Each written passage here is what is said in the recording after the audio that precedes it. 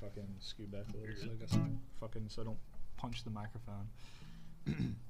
Hey, come listen to our podcast, yeah. Please listen, it's a hitch. If you don't listen to our podcast, yeah, then you are a bitch.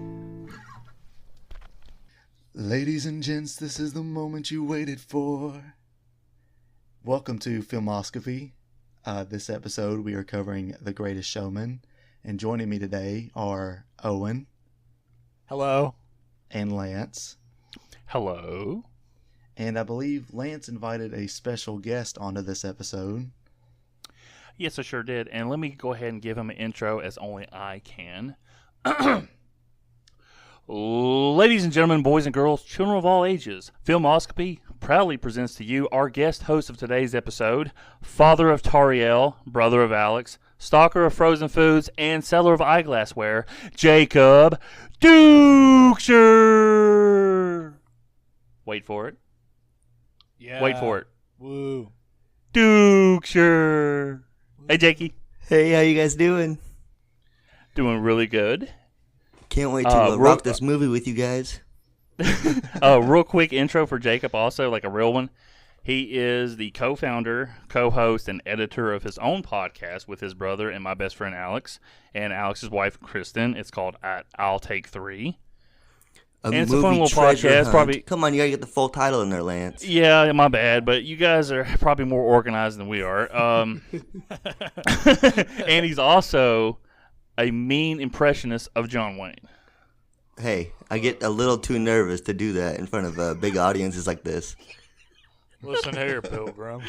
Jacob was like, he did a little march that wasn't even a cowboy thing, and he goes, "Howdy, Pilgrim." He goes, "I can't do it. I'm nervous." It was, but by that 2 seconds, it was spot on. It was great. And then I remember on the latest episode they were talking about, Alex said, he goes, "I don't know. Me and Lance used to do either a John Wayne or a Jack Nicholson. We called it the Jack Nicholson, but it was the exact same thing Jacob was doing." So that's our impersonation of those two guys. Sounds fantastic. Yes, it is. How you doing, sir? I'm doing good. How are you guys? Doing Good. great. Yeah, we're doing good. Thank you for being part of this episode. We finally got Jacob on. Yeah, I chickened out the last invite. Now, I think you would have been a lot really fun on Twilight. Like, that was our worst episode so far because I shit all over it. Like, this movie sucks. I think we had fun. I think we all shit on it, though. Oh, yeah, we did. Oh, yeah. Like I did with Charlie and the Chocolate Factory. Yeah. Yeah, that's why I didn't show up. I liked the movie a little too much for that. Oh, it would have been a good contrast, though. But, hey, Jacob, what is your opinion of Charlie and the Chocolate Factory from 2005? Look, I'll tell you what. That movie scared the shit out of me because it's bonkers. It is so terrible. I had nightmares. It's like The Conjuring for you, for me. Well, I'll tell you what. I went and saw The Conjuring, the first one, for the first time with my good buddy Lance over here. And I forgot about that. Missed the shout out on that episode, so I'm a little spiteful. yeah, he's a little bit. I try to remember all my stories, but that one I just remember my dad being a ghost and waking me up the next morning. So. He's back for the land of the living. Because Lance lives in the house from Danny Phantom. Yeah. It took me a second. I'm like, what the fuck is he talking about? I never watched that cartoon. So, as I said at the beginning, we are covering The Greatest Showman. I think it's the first time we've ever covered a musical on this show. Hopefully the last time. No, it won't be, because I do Jesus want to do Christ. Sweeney Todd at some point. Oh, God. Mr. Sweeney Todd. But to go through some of the basic information about the film like we usually do, instead of waiting until we're 25 minutes into the podcast this time. Hey, that's what everybody likes, dude. Calm the fuck down. Hey, Look. you just sit there and let me do my thing. Bullshit. Well, I would if it was entertaining. God. No, just kidding. All right. So the movie was directed by Michael Gracie, which I'm not familiar with that name. Gracie. Well, it's the name Michael, like Michael Myers, and then Gracie's. Come on, Cody. It's like John Wayne, name. like John Wayne Gacy, but John with an Wayne R. Rated R. Sorry. The movie does have several big stars in it, including Hugh Jackman as Wolverine. P.T. Barnum, Zac Efron, Michelle Williams, Rebecca Ferguson, and Zendaya. Hey, I have a question. What's the T stand for? Teen. Oh gosh, they said it. They say it several times in the movie, and I cannot remember. PT. Hold on, let me. Jacob, look it feel up. free to It's chime the- in anytime, buddy. His full name is Phineas Taylor Barnum. I thought it was testicle.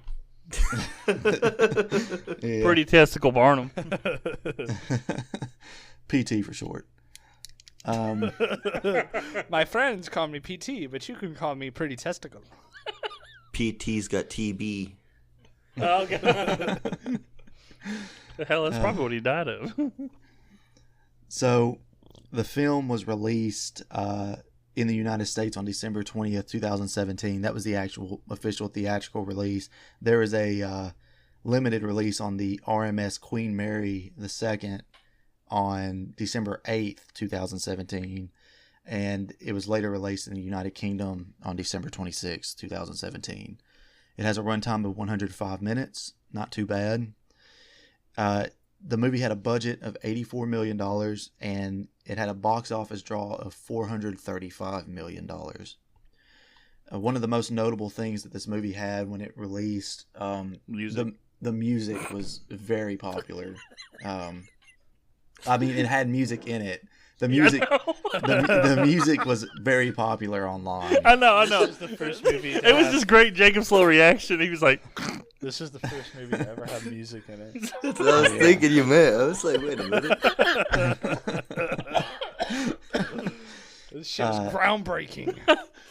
It was to the point. It was so popular to the point where they actually released a reimagined soundtrack where every song was redone by a famous group or musician or whatever. DJ Lethal, bring it on! Sorry, DJ I had a Khaled. flashback. It's, ladies and It's gents, just like- this is the it's- moment you waited for. Another DJ one. Khaled. Another one. Gosh. So before I get into the details of the soundtrack itself, I know Owen, Lance, or Jacob, were there any songs in particular that you really, really like in this movie? Yeah, the one that played at the ending because I knew the movie was over. Got Oh, him. Gosh. No, I realized. I mean, it's the same song they sung like 3 or 4 times, but it's the same song that Pink sung. Like that's the one that plays on the pop station. Kesha actually sang that song, that "This Is Us" or "This Is Me" song or whatever. Not "This No, Is Us." I think Pink sings the song too. No, Kesha sings it. Pink sings "A Million Dreams" or whatever. That's the song I'm talking about. I don't know the other one. What's the song that they sing when they're on the roof? That's a million Like dreams. they have all the. Okay, Yeah. that song sounds like another song from. Do you guys remember the Polar Express? Yeah. I never watched it. There's That- this one. Sorry, go ahead. I was just going to say Polar Express was a movie I watched like one time, and it gave me a headache, and I was like, I'm never watching this again. That's because they all look like weird fucking flesh zombies. They all look disgusting. It's the eyes, man. It's the eyes. There's this song on there where they're singing like about they're like on the back of the train or something. They're singing about Santa Claus, and I swear to God, it sounds exactly like what is it, A Million Dreams or some shit. Yeah. They sound one and the same almost. Well, stealing in music is not like unique. I mean, Not yeah, you're gonna run into that like pop rap song I showed you that they ripped off "Go Ninja, Go Ninja, Go" from Go Vanilla Ninja, Ice. go Ninja, go. And she's like, "Go babies, go babies, go!" I'm like, "Holy shit!" They stole that fucking thing from Ninja Turtles. Yeah. And this Like song came Taylor out this Swift. year. Uh, I don't think it's Taylor Swift. It's somebody else. No, Taylor Swift took the melody and the music from that "I'm Too Sexy for My Shirt" song, and for her "Look at What You Made Me Do" song or whatever.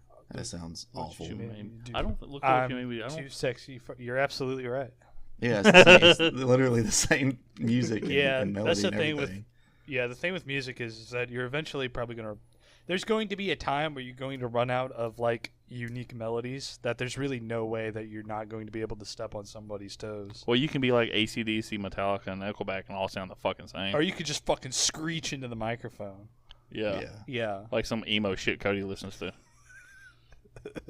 Like Garth Brooks. Cody's really mad right now. I can tell he got quiet. No, I'm not mad. I just don't have anything to say about it. Cody doesn't listen to emo What about shit. Jacob? Jacob, was there any songs that you thought that you're like, hey, this I like this, or something that stood out to you? Well, I love this movie and I love this album, so yeah, all of them. Okay. I'm glad you're here because me and Owen are going to be like, yeah, we're going to lay back on this one. Yeah, it's going to bring a nice balance to this, which is good. Like- 'cause we don't need another Charlie and the Chocolate Factory situation. Hey, that we'll was see how two it guys goes. We'll see against how one. vocal I am about it. This is fucking bullshit because last episode you two ganged up on me. We I didn't gang up on I you. didn't We were have- honest. I didn't have a buddy. I mean, we were fucking honest. I'm gonna start bringing some backup into my movies.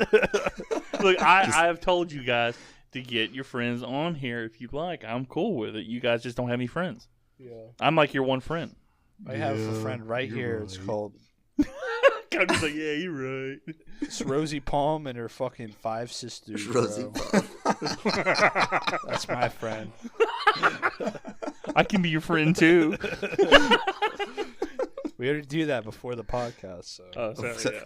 So, for me, there's 3 songs in this movie specifically that I really like, and You're going to sing all 3 of them right now. yeah, from just start to finish, you're all just gonna sit there and like it. End of the podcast, baby. We're done. So the ones that I really like are "The Other Side," which is the song that Hugh Jackman and Zac Efron sing in the bar. Yeah, that's my favorite one. Yeah, that's probably my favorite one as well. I think that one's okay. "Rewrite the Stars" is pretty good. That's my second favorite one. And and the third one is "From Now On," which is the last song in the movie, where P.T. Barnum finally realizes how much of a greedy douchebag he's been for most of the movie, and comes back down to reality. But we'll talk about that when we go through the Oh, plot. here goes reality. Snap back to reality. Is that the song you're talking about, Cody? Yeah, exactly. It was I so would have weird loved when that they movie if busted the song out. was in this. Whoop! There goes gravity.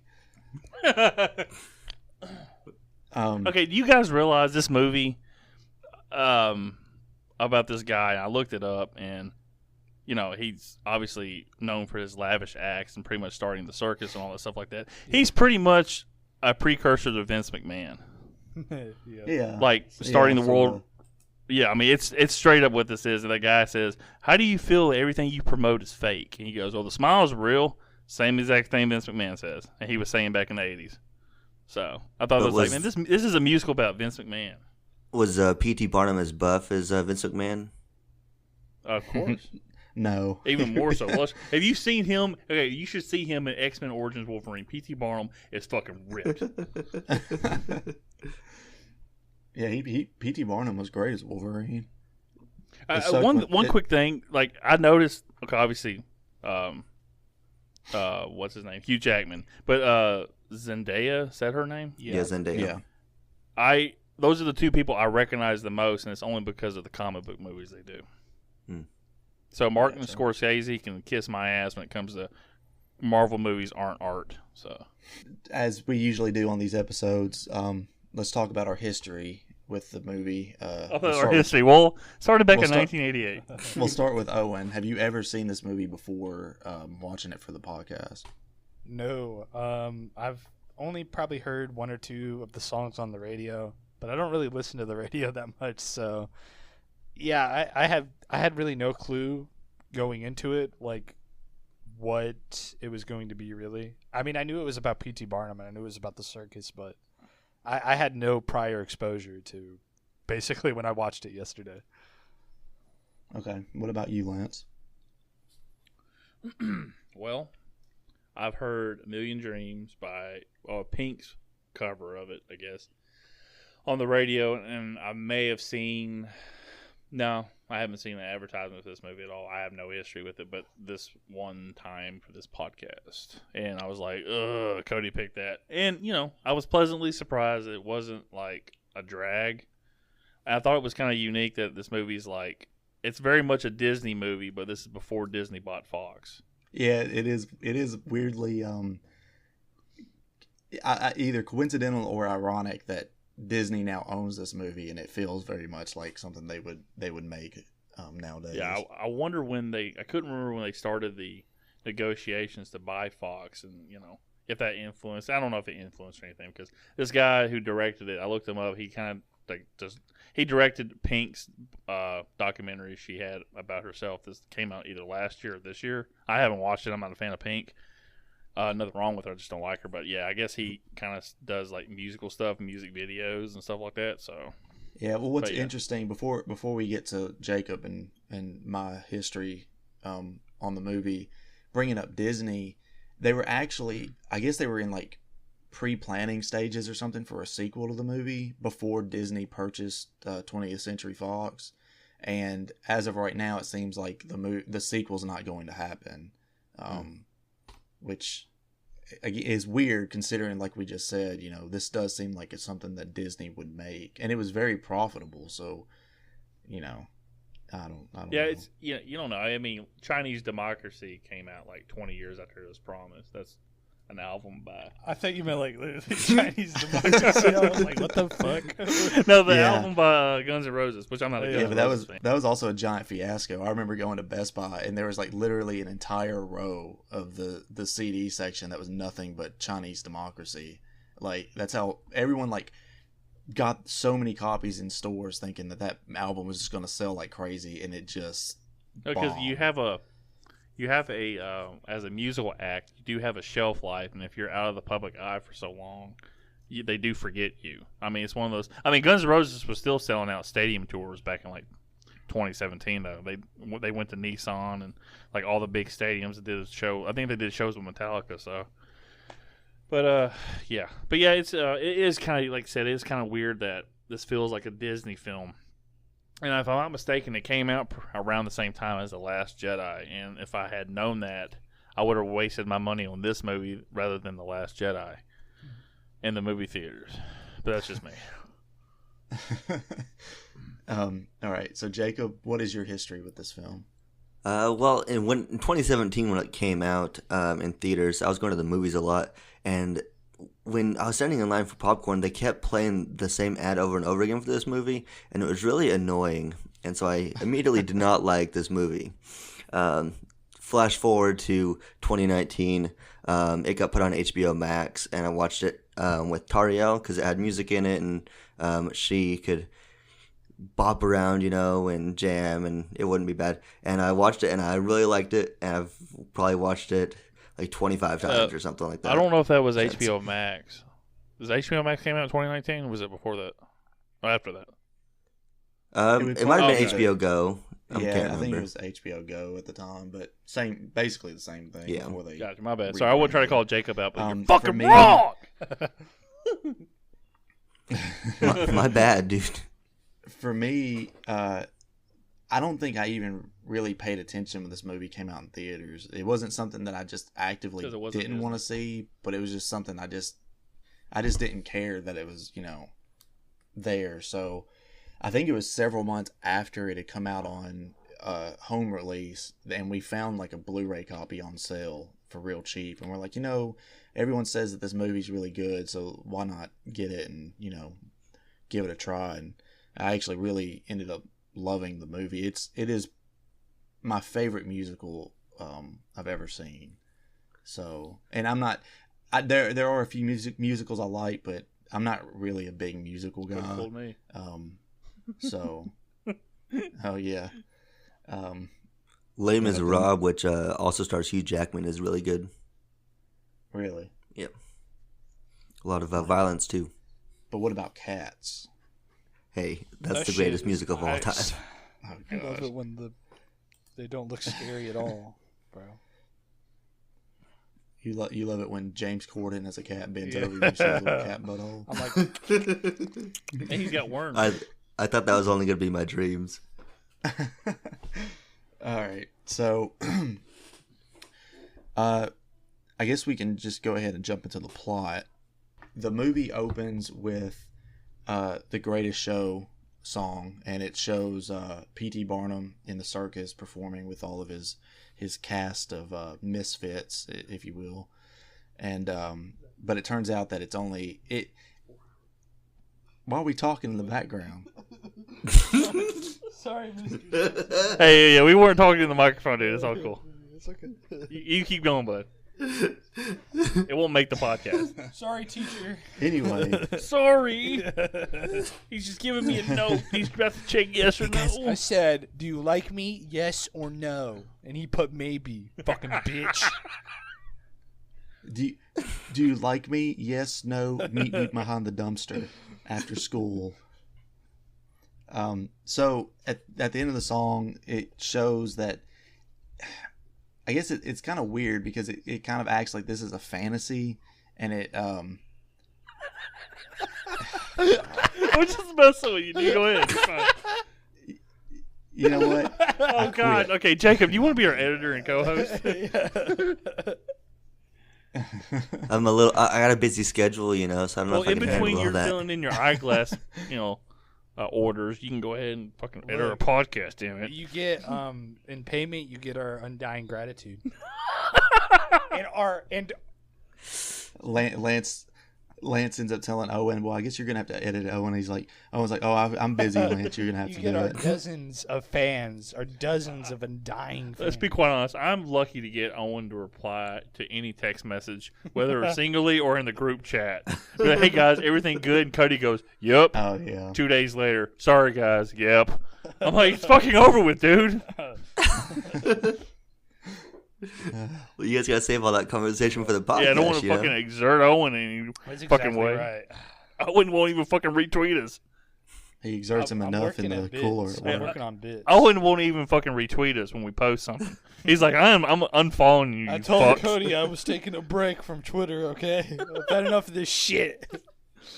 He looked at our Filmosophy Twitter account and goes, nah. I actually blocked it. I blocked this. He checked it out. I was like, Hey, blocked us, report like- us for indecency. I was like, why does this fucking idiot keep tagging me in this shit? What the fuck? Block this guy. I'm not friends with Owen on Facebook, so when I put it up on Facebook, I said, me, Cody, the third man, will be talking about the movie. The third man, yeah. I love that part. That's my fucking alias. Yeah, about Hugh Jackman. The one thing I don't know, I thought was kind of weird. Yeah. So what do you think about Hugh Jackman's? But before you finish that thought, what do you think of Hugh Jackman's singing? It in was this film? serviceable, but I didn't like him portraying the character. I thought he was unlikable. Being the only person of the three that has no musical talent, because I know Cody is an accomplished singer, in my opinion. I think Owen's a pretty good singer when he's being sarcastic, and he's pretty good at guitar playing too. And I know Jacob dabbles in music. I mean, he writes his own music sometimes. I have no musical ability whatsoever. I think I can dance, but I look like a professional wrestler named Akeem that tries to think he's black when I dance. So I think he was fine. I thought it was really good. I just thought the thing that I thought was weird about it was okay, this is a fantasy about him looking how he's going to look when he's older. I'm like, that's kind of a weird placement for that. Yeah, and that's what I was going to say. It's kind of weird, especially when at the end they kind of circle back to the same performance, but it's actually happening. So it's a little bit confusing about how that. It's a little too on the up, nose, if you will. But yeah, Jacob, what did you think about his singing? I thought his singing was fine. I thought it was serviceable for the movie. He wasn't obviously the star singer of the movie by any means, but it was good for the movie. I will say for the opening track, I thought the opening track was first of all a banger. I thought it was awesome. But the way that the audience fades away and stuff and turns into him seeing what he wants to do, his dream, basically. I don't know. I thought that was a pretty cool way to show that that's his dream and he would like to be a showman of some kind. I mean, definitely on the nose in terms of predicting a circus, because that was crazy, and he didn't really have that idea. He had the idea for stuffed wax figures and stuff, but I mean, good song. What about you, Owen? Yeah, like I said, I thought he was serviceable as a singer. Like I said, I didn't really like his portrayal as a character. I didn't find him like particularly likable, but his singing was fine, from what I recall. You know, his likability in this film, to me, he starts off as it's like a very empathetic character. You know, he comes from nothing, and you know, him and his dad are really, and then he like, very looked like down quickly on, and, like circles back, and now he's like kind of a dick. Yeah, I mean, he becomes wealthy, and he wants to, like, he's more worried about the notoriety and just being famous as opposed to like actually caring about the people who got him there in the first place. And I mean, like, I'm, you know, I know that's integral to the story. That's supposed to be, you know, he's like, that's supposed to make way for his redemption. But I don't know. There's just something about Hugh Jackman where I don't know. I don't like his face. I don't know. I don't really know how to get deeper than that. Just there's some kind of primal monkey part in my brain that's like, me no like this man. That primal. I had that same feeling for somebody. Are you talking about me, Jacob? Yeah, I'm talking about a guy with the initials MS, Lance, who used to work at Dollar General. Oh, yeah, okay, gotcha. I was about to say, you just want to go solo? Is that what you're trying to do? Yeah, I think the song sucks. I just think because the song sucks. I should have used that, man. When Cody's like, "What do you think about the opening song?" I'm like, "I just think it sucks." What are you talking It's from Aqua Teen Hunger Force. Okay. Real quick question. Not question really. I don't have a problem with Hugh Jackman, but there was something else I was gonna say about the opening scene. Well, fuck. So hold on. He's singing. No, the thing is, like, I didn't get the feeling that his dad was looked upon. Like, that was kind of like, I wouldn't say rushed, but it wasn't really touched on. Like, he looked dirty as shit. His dad didn't really look that dirty. And, well, you know. I mean, obviously you have to draw a lot of, like, you have to make a lot of assumptions since his dad's only in the film for, like, 10 minutes or something. Excuse me, sir. Assuming makes an ass of you and me. Yeah. And all of the people.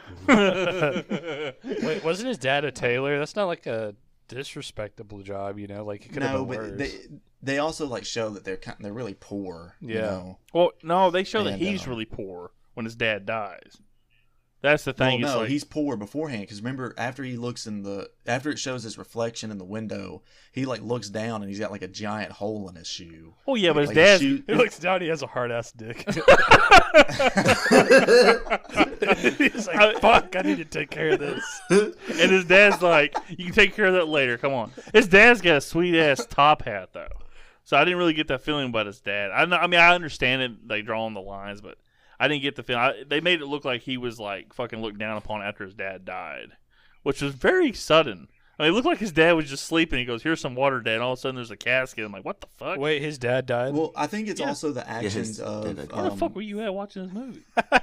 I think it's also the actions of Charity's dad. You know, when he makes her laugh or whatever, and she spits out the tea or whatever, and he he slaps him and bitch slapped, yeah. Yeah, and he tells him like stay away from my daughter. It just, and you see it through the rest of the movie too. Like even like her dad never sees him as like someone that's equal to him because he comes basically from nothing. Like P.T. Barnum came from nothing. So the movie made that very clear. But he also said, "Stay away from my daughter and put that boner away." Yeah, he's just like, "You need to take care of that." You need to take care of that. They could turn purple pretty soon. Can we go out to the pig pen and take care of it? Can we talk about the part where he gets the bread and then like the person in the hood fucking just tackles him? Okay, look, here's hold on, we'll get there. Okay, because we've already kind of talked about. We've talked about him going to the house and all that, and being bitch slapped by the father. And then the second song, what the hell is going on? I don't know. Let's just still laughing. I was like, I got an anecdote for them. Like, this is fucking English class. Sorry. So, he gets slapped and Charity finds him. He's like, I'm trying to jerk off. Leave me alone. He actually grows up with a slapping fetish. It's really weird. Oh God. So then the second song starts, A Million Dreams. During the song, you get a ton of like backstory filtered through in just a matter of like a couple of minutes. So like they go and they find the house, the old house, and he's doing like tricks with the light and all that. And then it cuts to his dad sick in a bed, and then it cuts to a casket with his dad's hat on it. And then it cuts to him being poor in the street, and that's when he steals the bread and he's like body slammed by somebody. But then, So what were you going to say, Owen? Okay, so I saw the lady the person hand him an apple, and I didn't. Now, is that okay? So here's what I said. I said, "Oh my God, it's E.T." And I was watching this with my girlfriend, and she said, after I said that, she was like, "Don't be a dick. That person really has that's what that person really looks like." I thought it was just cosmetic makeup. Now my question is does that person really look like that, or? Oh, I thought this was going to be like a Reddit, like, am I the asshole sort of situation. Basically, am I the asshole? Is Owen the asshole? Basically, yeah. I don't know. Let me Because try and do no some clue. digging. it's straight up like it looked like E.T. Oh my gosh. Yeah, it's not really that good of a podcast, Jacob. E.T. phone home. E.T. give you apple. E.T. phone apple. It's pretty good. I did not have E.T. written down in my notes, so I'm glad you brought it up, Owen. I felt bad for the lady because her face was all messed up, and Owen's like, E.T. I'm like, So, I can't find a 100% for sure answer, but it seems like people think it's an actor named Samantha Bognon, and her face does not look like that. okay. Oh, thank God.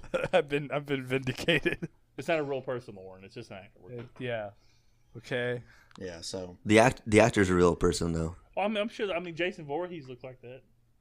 I mean, that would be. Yeah, and he feels horrible about it. He does. That's why he wears a hockey mask. You people gotta be more sensitive. So don't make fun of him.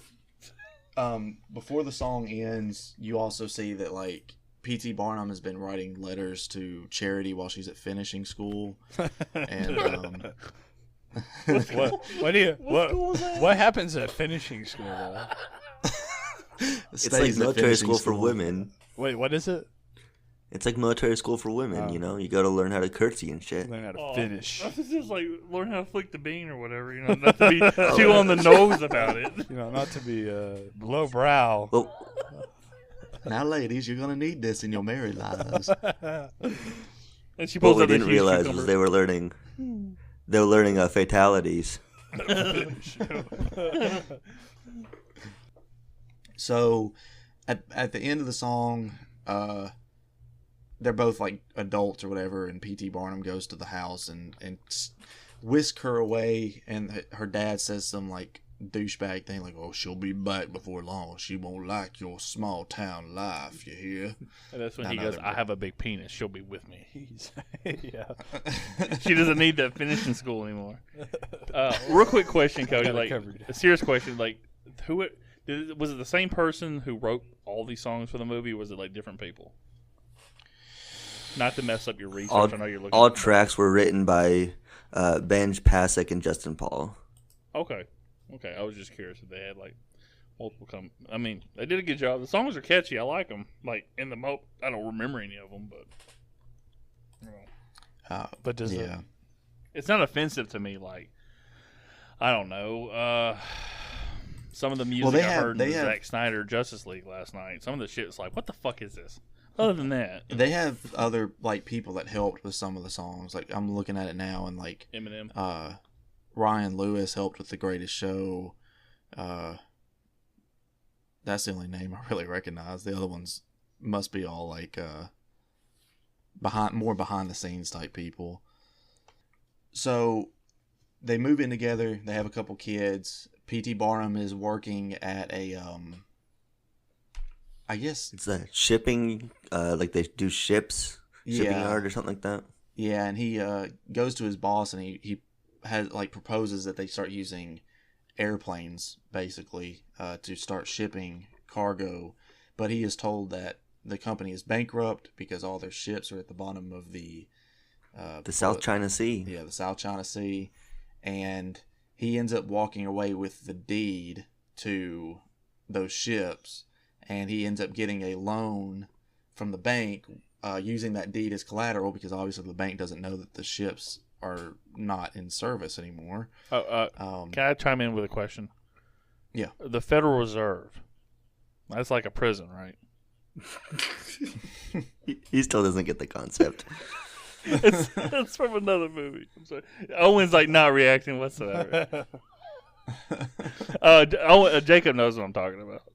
That's fine. It's a big that's bank the other that guys. gives little games. It's the one guy's like, it's a big bank that gives little banks money. He goes, oh. Then he goes, later on he tells the guy, we're going to lock your ass in the Federal Reserve. He goes, he still doesn't get the concept. That's fine. How did he get I didn't see it. How did he get the deed? Was it just something that he found, or he actually take it like, he just saw it on? I think His boss handed it to him when he approached him to tell him about his airplane idea. Oh, that's what he handed to him. Okay. He was like, "We're bankrupt." Why did he hand him the deed? Like, here, fuck it. well, it's no good anymore anyway, Oh, that's unless you're true. P.T. Barnum and know how to con a bank. Oh, yeah. Sounds like Vince McMahon. So he opens his museum of curiosities or oddities or whatever it's called, and it's just a bunch of like wax figures, pretty much. You've got like elephants. There's like a stuffed giraffe in there. Hey, who is the thief? What is the thief's name that he has like running the ticket? O'Malley. Well, Yeah, O'Malley. Oh, okay.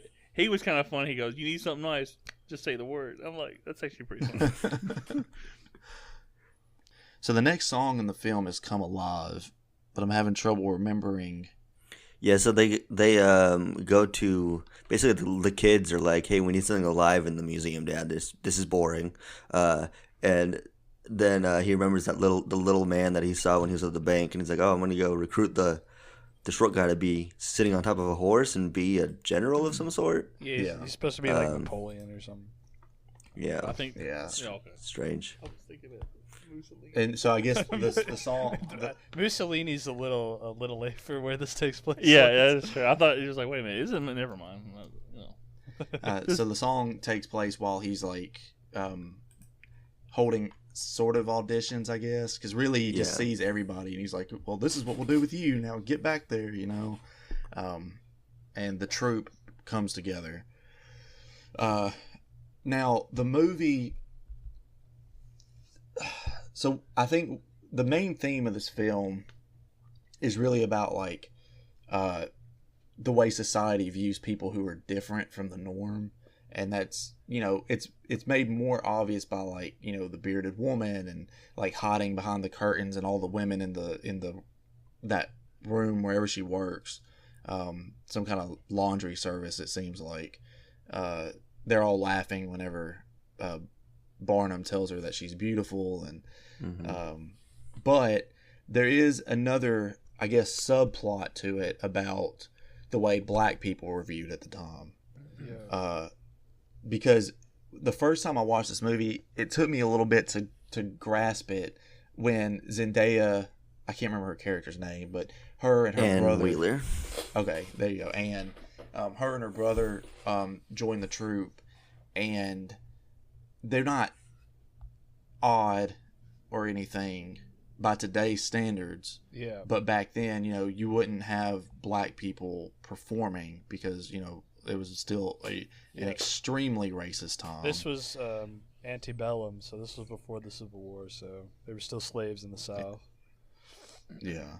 So, which, this being more of a family-friendly film, you don't really get any racial slurs except for one later on in the film.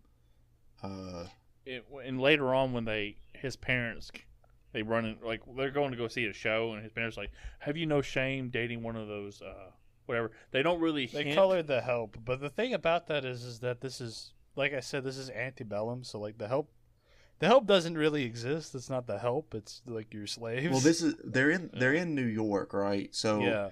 Well, like the help.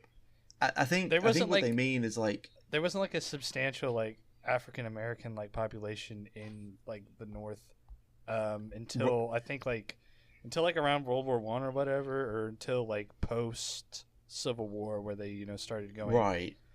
But with But- black people who lived in the North, Yeah. they still weren't given like high profile jobs. Yeah, absolutely. Yeah. I mean, Because whereas in retrospect, the generalization of history shows that the Union states, as you would refer to them, yeah. were not racist at all compared to the Confederate states, because the Confederate states had slaves, which is obviously absolutely terrible. But the Union states still didn't treat black people with equal respect as like they would treat white people. Yeah, absolutely. Because like during the Civil War,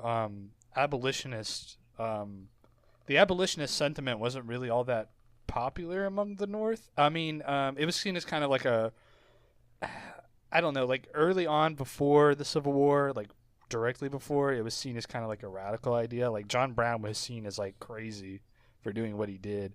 But I mean, none of this matters really because it's just a movie play. It's a musical, and musicals have always kind of played hard and fast with history. So it was another. Right. It's not really something that as like a history like geek.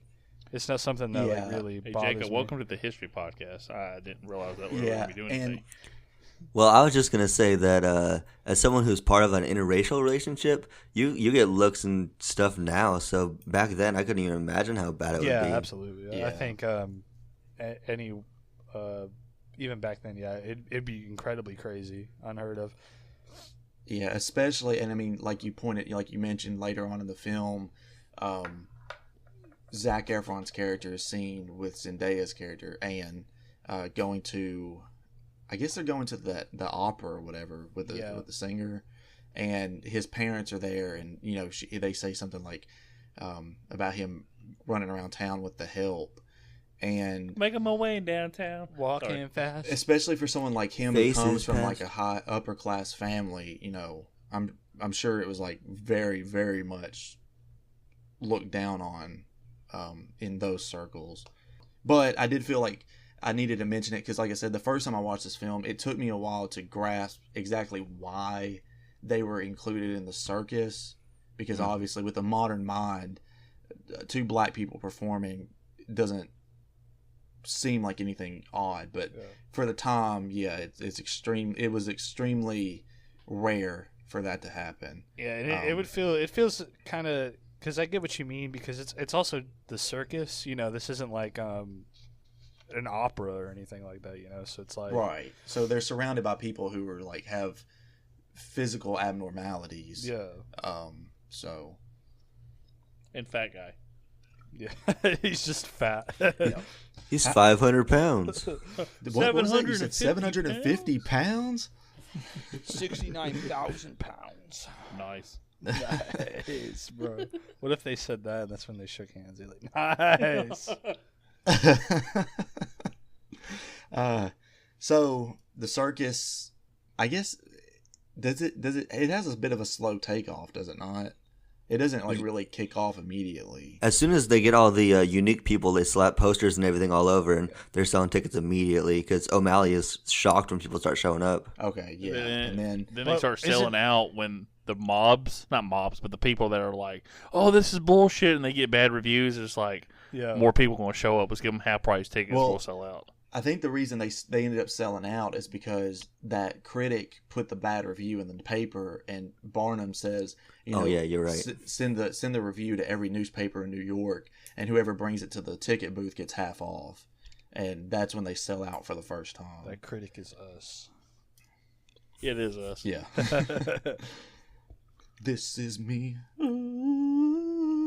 Okay.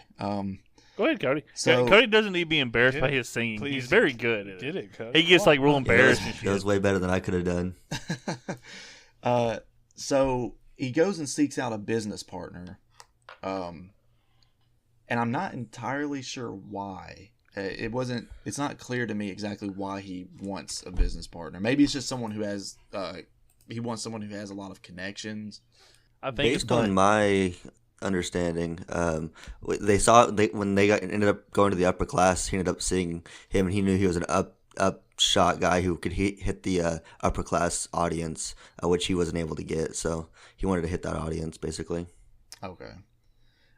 So he does seek out Zac Efron's character, which I can't remember his name either. That is Philip Carlisle. Okay, thank you. Carl. So he seeks out Philip Carlisle, and that's when mine and now I know Jacob's favorite song in the movie is performed. And the song itself is great, and the choreography in the scene is great. And the fact they're getting white girl wasted during the song is pretty awesome too. It's just an added plus. I'd have to hear the song again. I don't remember. It's just one of the little things in the choreography that I really love is when they're still sitting at the bar and they've each taken a shot, and Barnum asks for the bottle and he pours it and he like kind of tosses it back to the bartender. I don't know why, but I love that whole like just fluid motion that happens right there. But yeah, I like the whole portion where the shot glasses are making noise on the counter and adding in the song. That's one of my favorite parts about that. I was impressed by how he poured the shots, like when they had the 8 lined up and none of it spilled on the table. That was just me. Sorry. I'll shut up now. Now in the reimagined soundtrack, I also like that version of the song. It's performed by Max and Ty Dolla $ign. I think it's a great version of this song. Okay, well, you keep saying reimagine. Can we just say like covers soundtrack? Yeah, that's pretty much what they are. Well, that's specifically what it's called. It's the Greatest Showman reimagined. So well, that's just a fancy word to make it sound like this isn't like Kids Bop 15. How is it even reimagined? They don't even change the songs that much. They're just sung by a different person. Yeah, exactly. Yeah. No, I mean they use their own. They do their own music and stuff for it. It's not like the same like musical style music. Like the Zac Brown song has a lot of like banjo and stuff in it. Hell yeah, in their cover of it. Banjo. But anyway, during the song, you see that Barnum is proposing to Philip about becoming business partners. At first, Philip is reluctant to do it because he claims that he enjoys the life he's in, and even if it means living a really kind of boring life for him. Is he like a playwright or something? Yeah, he's a playwright. Okay, that's what I thought. Because he asked him, he goes, "Yep, that's me," and yeah, because when he approaches him, he's like, "You're the playwright." He's like, "Yeah, you can go to the box office for a refund." I forgot about that. That's pretty good. It's great because during the song even includes like the negotiation on how much of a cut he's gonna get, and I don't know. This song is just fantastic overall, but in the end, Philip agrees to become. Sorry. What? You said in the end, I'm like, it doesn't even matter. Oh yeah. God, so high. God, so far. At the end, he agrees to become a partner at gaining 10% of the profits, and gosh, it's always hard for me to go through like plots, especially in something like this where like the songs carry so much of the movie for me. Yeah. Anybody wants to go back in our archives and listen to the Duel episode, you'll know how bad I am at plots, so this will be a lot better. Cody, you're doing fine. Don't put yourself down. So the next song is Never Enough. Yeah, so basically after Zac Efron agrees to be partners, they come back to the circus troupe, and he's like, how are we gonna get to the high class? And Zac Efron's like, let's go say hi to the Queen. So they go over to England. Oh yeah, that's right. Queen, mate. And that was the little guy. Sorry, the short individual. Yeah, they prefer little people. I'm sorry. Okay. Well, I was right the first time. Then I said little guy. When he said something to her, to the Queen, and she was like, oh! Everybody like the fan, and then she started. I can't remember what it was, but I remember busting out laughing. He's like, "You're a fucking raggedy old bitch." they're talking about each other's height. Yeah. Yeah, she makes a comment about how short he is, and he said like, "You're not exactly reaching the top shelf either, sister." That was great. I actually audibly busted out with that. Like, that was good.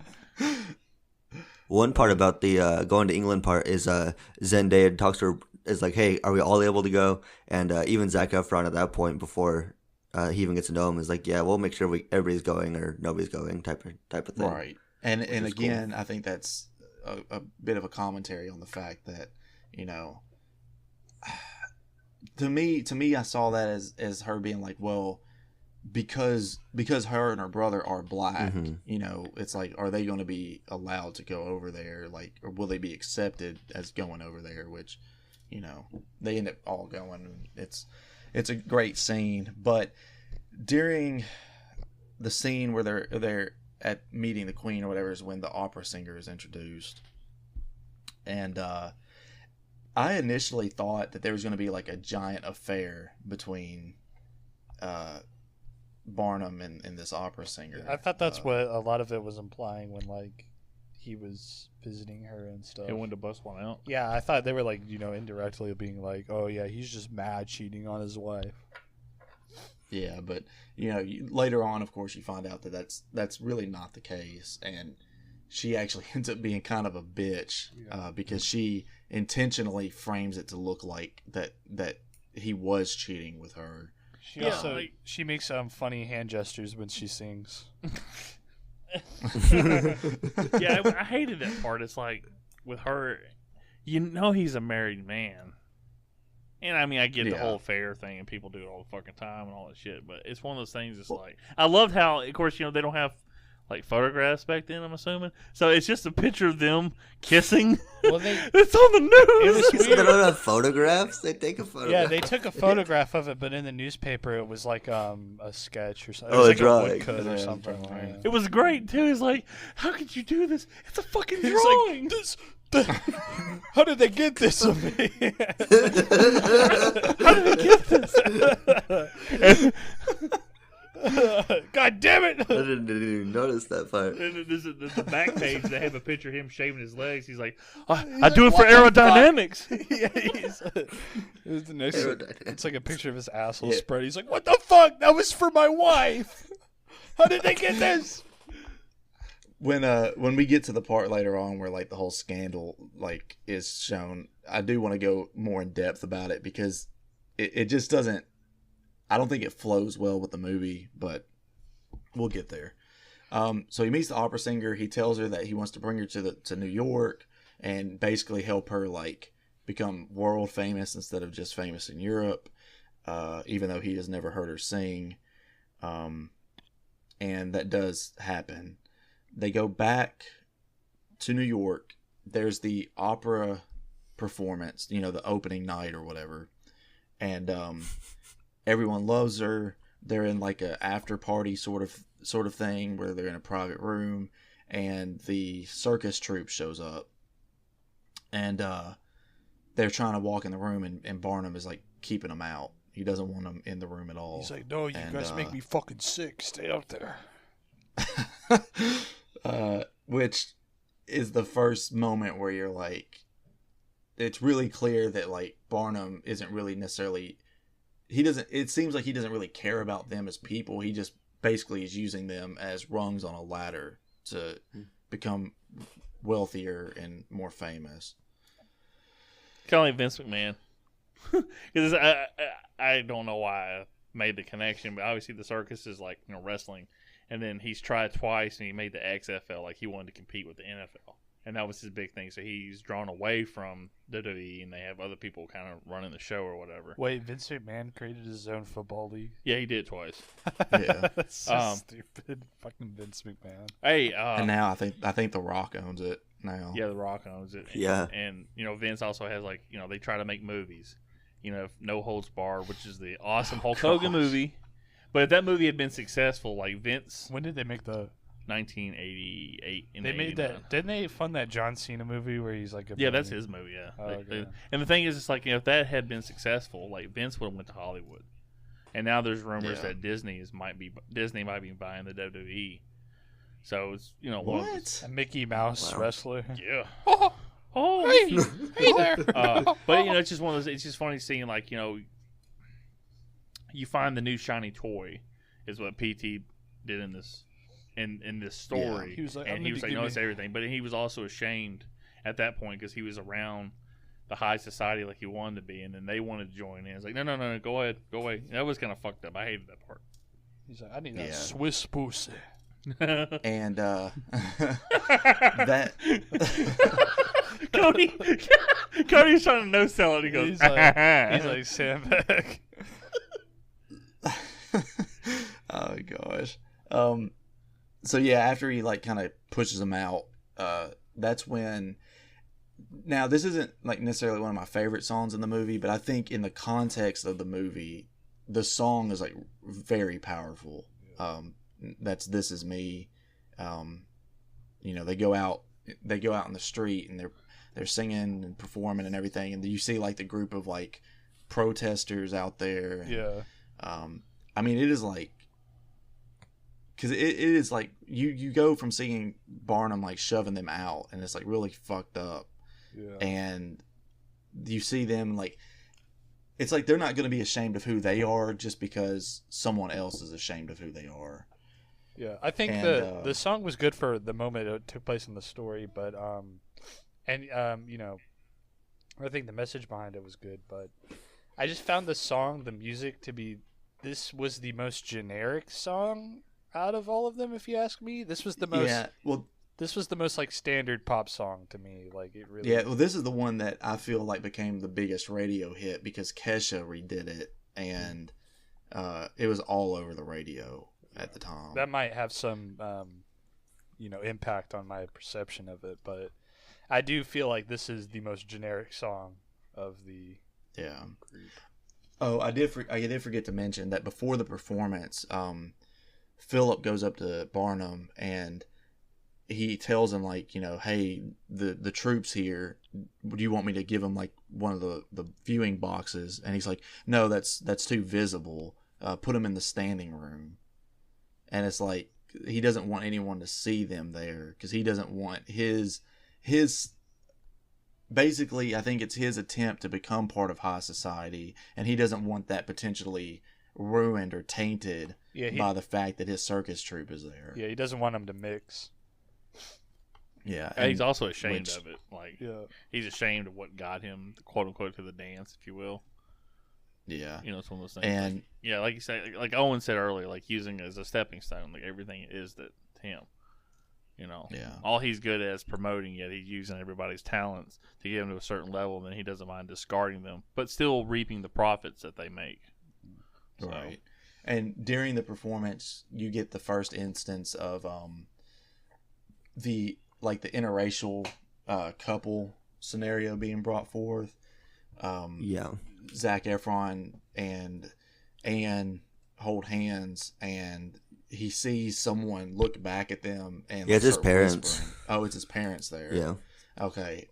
So they see him, and he like quickly lets go of her hand, and she realizes what's happened, and she storms off, rightfully so. Because do they have any that's indication? really a prick. Sorry, Jake. Go ahead.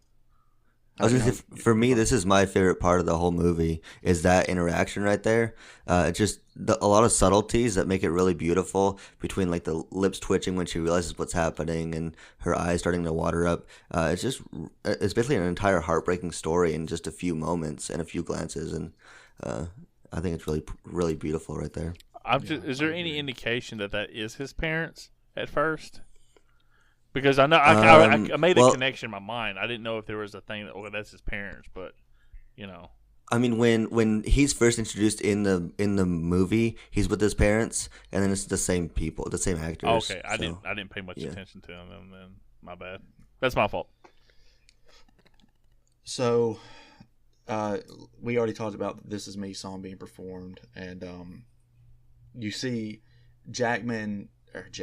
Barnum. I keep mixing like the actor well, I know names you and the said character names. You go Zac Efron in, and I'm like, what the hell? Yeah. P.T. Jackson. I keep trying to say Philip, but it's so difficult whenever like it is such like a recognizable actor that like it's just easier for my mind goes to like the actor's name instead of the character's name. Yeah. So you find out that Barnum is planning a nationwide tour for the opera singer, which I can't remember her name either. I think it's something Lynn, Yeah. or Lynn something. I think it's Yeah, Lind. Miss Lind is. Yeah, Miss Lind. Yeah, Oh, okay. something like that. She's touring with Limp Bizkit. Limp Bizkit. Oh, shit. And Philip confronts him because in order for this tour to happen, he took out another big loan from the bank, and he even admits that they're not going to make a profit on it until the 41st show. Did we cover? Well, he said until you hit your 40, over 40 shows, and PT was like 41st to be exact. He already knew. Yeah. Did we cover the fact that his family life is kind of breaking apart too? That's also Because he's not there. Yeah. There's this funny scene when he's leaving to go on tour, and his daughters are running up to the carriage that he's in, and he tells the driver, he's like, go. And the funniest thing about this is that this is Fucking go. Yeah, this is literally this scene happens right after he's like, no one's gonna make fun of my children. And then he's like, go, please. What I thought about during that carriage scene is it's a parallel to when he was a kid and Charity was being sent off to the finishing school. Yeah. And he's chasing after the carriage then. And so he's basically, to me, it seems like it's a way to show he's making his children feel the same way that he felt back then. They're being left behind, basically. So Yeah, that part's a little later on because I think that's during the Tightrope song. Oh, okay then. Yeah. Yeah, because he like I said, we find out that he's doing this tour or whatever, and then he's at home telling his wife about it, and I can't remember what she says to him, but he just kind of brushes it off, and he's just whatever, you know me, baby, I gotta do what I gotta do. And he says, I think he's kind of I just want more. And stuff like that, and she said she's perfectly happy with what she's been given. Oh yeah, that's right. He says, "I'm trying to give you the life that I promised you," and she said, I already had everything I wanted. But he says that, but in reality, he's just serving his wants at this point. Oh yeah, yeah, definitely. So he rides away after very rudely leaving his children behind. Go! Fuck, They're trying to catch up. Go, please. And it's really messed up whenever you hear him say, "Don't let them catch you, you son of a bitch." He's like, "Can't this fucking thing go any faster?" And then they go from the horse's point of view, and he goes, "Look at my hooves, Daddy! Look at my hooves! Listen to them clank!" That's Freddie Got Fingered. That's another favorite of Jacob's. Oh yeah, love it. Jacob's here. Let me do this quick sidebar. But I don't know. We were talking about A Nightmare on Elm Street and Friday the 13th or whatever. And he goes, "Yeah, Nightmare on Elm Street. Freddie Got Fingered. That's one of the movies, right?" And I'm like, "No, Jacob, that's not." But he had the most earnest look on his face, that's the movie title, right? And I'm like, "No, it's just as scary as the rest of them, so it is. It might as well be." He jacks off a horse. Yeah. I was definitely thinking about Freddy's Dead is the one that I was thinking about during that conversation. Which is pretty terrible. No, it's great. I mean, I never, because I hadn't seen the movie at that point and never had a thought I was ever going to. And then Cody, Owen goes, "Yeah, so watch Freddy Got Fingered." I'm like, fuck. Okay. And I was like, I remember Jacob saying this. Maybe I can get him on that episode. I'm like, nah, that episode's going to be a fucking shit show. I have never seen Freddy Got Fingered, so. You're not missing a lot. You should. But I will say this: I would watch Freddy Got Fingered over this movie again. Listen to our episode. I have listened to the episode. Okay. He was one of our 5 very loyal listeners. Okay, we're gonna be sending you a special package. It's my package. Oh, I hope so. We're gonna send you a Filmoscopy T-shirt in the mail. It's gonna be Will red. somebody? 2 or 3 years from now, when the show ends up getting canceled. It's gonna be written in crayon. Yeah, it's just gonna be crayon on a white T-shirt. Filmoscopy brand condoms. Hey, I ain't gonna lie to you. I actually want to make hoodies and shirts for this. I want to make, like I just said, some branded condoms. That'd be pretty dope. I just want to build a bigger audience first before we do that. Cody's like, I just want to actually be responsible, Well, not Cody, stupid. if we ever pay for advertisement, we might become a bigger podcast. 'Cause I think we're funnier than most Yeah, people out I there. know. Where were we? I forgot. Okay. I think you guys skipped the rewrite the stars song. I don't think we're there. We're not there yet. Just I'm looking at the soundtrack list just so I can keep everything in order. I think Because the rewrite my stars song is directly after "This Is Me," which is before "Tightrope." You're right, because she goes to the theater because he's after Barnum walks off from having the discussion about the tour with Philip. The bearded lady reminds him that he has somewhere he has to be, and he meets her at the opera house, and where she's picking up the tickets, and unknowingly he had them save 2 tickets instead of just 1. But Well, she didn't know. I think he knew though. The way you make it sound is like, I didn't know I saved 2 tickets. Sweet, you know. No. I said. You said unknowingly. I I'm said. like, I think she didn't know. I meant that she didn't know. She whatever. You know what I meant. Mine Hey, broke look, him. man. Hey, don't get hot about it. It's fine, dude. We're just like trying to keep your shit straight. You know what I mean, you piece of shit. Who broke Cody's brain? So on their way into the opera house, his parents see them together, and that's when you get the moment where Have you no shame? have you no shame? It's like you're running around. Why are you running around town with the help or whatever? We also have a cashier named Shane, so I go, have you no Shane? Sorry. Shane McMahon? Yeah, I wish. That'd be awesome. See, it all goes back to wrestling. My girlfriend fucking There hates we it. go. I'll send her something. She goes, of course it's wrestling related. I'm like, just fucking watch Wrestling. But, you know. And they're automatically in the, like, circus. Which is like, wow, that was a really close building. They teleport. Yeah, I think if they had shown the whole them running to the circus, it might have taken too long. yeah, that's true. But she's getting ready to do like a tightrope practice, I guess.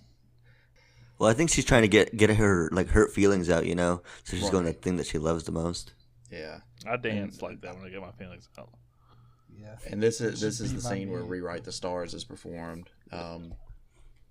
I love again. This is another scene where the choreography is really great as well as the song. Yeah, there's the part where like they're swinging on the trapeze, and Zac Efron climbs up to the second balcony to jump onto the trapeze, and all I can think about is the Jeff Hardy Edge spear in the TLC match. That is Gonna incredible. take Zendaya out. There are a couple moments in this scene where I'm just like, this is really dangerous. Like that moment in particular, it's like that could have gone very wrong. Like she just can't hold on to the trapeze and like falls. They fall to their I love death. it It's how like, oh god. I love it how he's the one jumping onto her. I'm like, he's got to be heavier. This girl's like 90 pounds. It doesn't seem like a light contact either. Like it seems like it probably hurt because you hear like a very like audible thud whenever he grabs onto her. It's the same sound in Twilight when Edward stops the car and he goes, and they slow and they isolate the sound where it's just him going, I'm like, that's exactly what this was. But And it was there's very the scene- ironic. Like she's 90 pounds, he's probably 230 on the juice. She's like, I just, gotta like- get ready for Baywatch. She just rips her arms off. There's also the moment where like she's swinging down and he's on the ground and like basically like he's just standing there and grabs her and they fall to the ground, you know, because she's swinging it who knows how fast and just collides into him. Yeah. And it's just like I- they could have touched up the choreography in this a little bit. I don't know but- why I thought Cody was gonna be like, she was swinging dicks. I'm like, what the fuck is he talking about? And then he goes, he's swinging and he Zendaya grabbed can it. get it. What was that, Jakey? I said Zendaya can get it. Yeah, she can. That Yeah, is she can. absolutely right. She's getting it from Spider-Man right now. Spider-Man. Lucky bitch. I want to take Spider-Man's God, dick. I wish Oh, that was me. so it's like, God, I wish I was a God, I Spider-Man. wish I could be webbed up. It's my condoms. Imagine. Hey, speaking of which, there's going to be rumored 3 different Spider-Man in Spider-Man Far From Home. Yeah, it's exciting. It's going to be awesome. And I can't wait for the Flash movie. They're going to have like 2 or 3 different Batmans, too. Yeah, they for sure have confirmed that Ben Affleck and Michael Keaton are going to be in it. Affleck. I don't know why I always do that every fucking time. I apologize. Oh, Ben Affleck. Oh. Affleck, I get money now. Sorry. So at the end of the song, it still seems like, you know, Ann doesn't want to give him another chance. You know, he's had two opportunities basically to, like, I guess prove that they could work, and it just nothing's going right for them. So she walks away. Well, she tried to walk away a couple of times. That's when he started dancing. She goes, "Well, I guess I got to do this." Damn, look at that body. Look at that body. Look at that ass. Damn, those Well, moves. so that was Rewrite the Stars, but Tightrope is the song after Rewrite the Stars. Yeah, and that's when he walks away from his. That's when he goes in the carriage away from his kids. Go, Yeah. go, 'Cause go, his, go, go! wife is singing that one. That's when that is. Yeah. Go, get the fuck out of here. Run them over. Look at my hoo. And it shows it's got like a montage of Hugh Jackman on tour with Lynn, and then the old the wife with the kids like eating grapes by themselves at a table and stuff. They're having fun though, so I mean, like, Hey, was it really that sad for him? yeah, do they really need him there? Maybe Like, he's come just a on. piece of shit dad and we don't know Yeah, it. maybe he's Well, all I know is they Thank did goodness have, that old drunk is gone. in real life, they did have 2 more kids, and then when his wife died, he married a woman 40 years his junior. So, badass, dude. Shout out to P.T. Barnum. yeah, buddy. My man. Hey, lived- what's ironic is I think his circus I think the circus he started closed in 2017. fuck. Yeah, it's not the circus is not a good thing either. So Yeah. P.T. Barnum is by no means a great character, a great No, person. I know the best part about it. Hold on, he is. I mean, much like the WWE, the stars. I are mean, very I'm not defending underpaid. Vince McMahon. No, I'm just saying that's another good comparison to make. Like you said, like P.T. Barnum is like, a parallel to Vince McMahon. Well, like the talent is also parallel to the talent in WWE, because unless you're just like a huge name in WWE, you're not really getting paid a lot. Yeah, And- which we have covered. But meanwhile, you know, the promoter is like raking in the money, and that's a lot. I think that's a lot of the problem with like circus. All this has the been circus covered world. in our episode covering The Wrestler, which is probably my best episode as a host, so go back and check that out. But P.T. Barnum, there's a quote that's been attributed to him, but there's no proof can be found of him saying it. There's a sucker born every minute. Okay. And the term, going back to the last wrestling reference for my girlfriend when she's listening to this, is the last one for the episode. There's a term in wrestling they call the fans called marks. It's the people that believe wrestling's real, or it's evolved into a term that the people think like what they see is like, oh, this is great wrestling, and it's demeaning towards the fans. That originated in the circus. The person who's doing the tickets, they look inside. Let's say someone like a woman or wallet or whatever it is, a man's reaching to his wallet. They look inside the wallet and see if they have any more money, and there's some way they mark the person. And then when they're walking down, that's when you get like all the people like, hey, try this, you know, shoot the ball in the bucket and get, you know, a PlayStation 4 like I did at a fair one time. Did you win? No, I did not. Cody was there. What the fuck, bro? Yeah. Yeah, I hate those fucking bucket games. They're like, look, it's so easy, and it's like, dude, you probably sit here and do this all day long because you have nothing else. They to probably do. have you seen? There's this one video where I think it's in some like South American country, and like the game is like you hold on to this bar, and try not to fall off or something, and they have like little weights that they pull out to make the bar collapse on itself. But the guy had it held a specific way to where he was holding it on, and so the guy running like the scam was like, "Get the fuck out of here!" Start kicking him off of it, like while the entire crowd was just watching it happen. Yeah, it's all about making money. So the circus, wrestling. I mean, wrestling started off as a show in the carnival anyway. It's always been like staged to an extent. They're like, hey, you know, they even said like back in like the Roman times that it was staged. Like, you know, they would always have 2 guys fight, and whoever lost would end up getting fed to the lions for the shows at the gladiator, shit or whatever.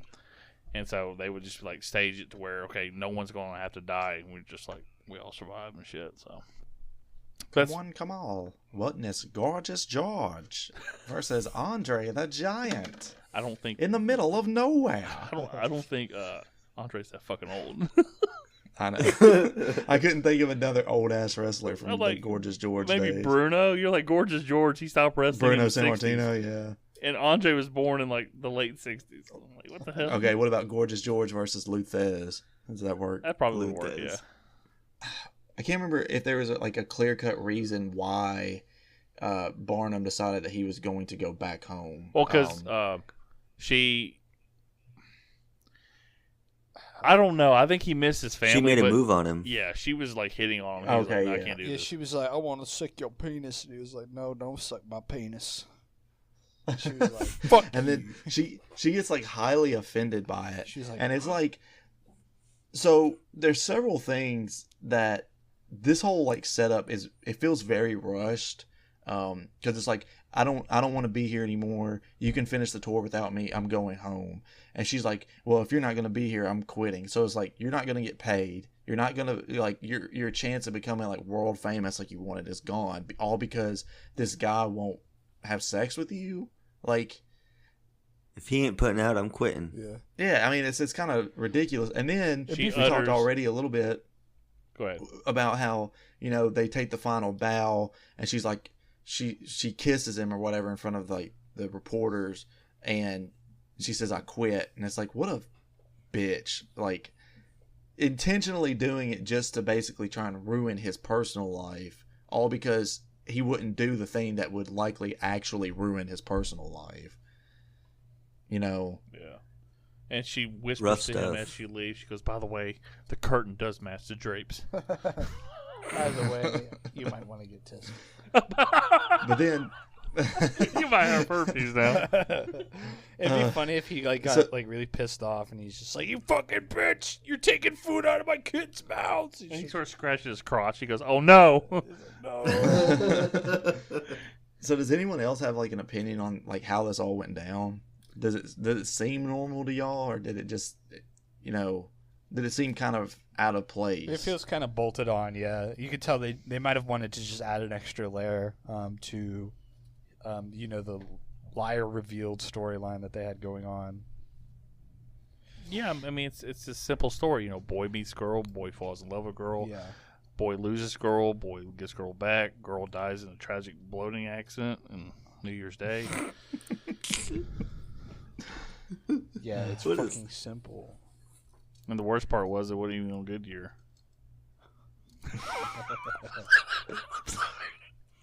I thought it was added on there as well. It was very weird. They definitely should have at least been hooking up.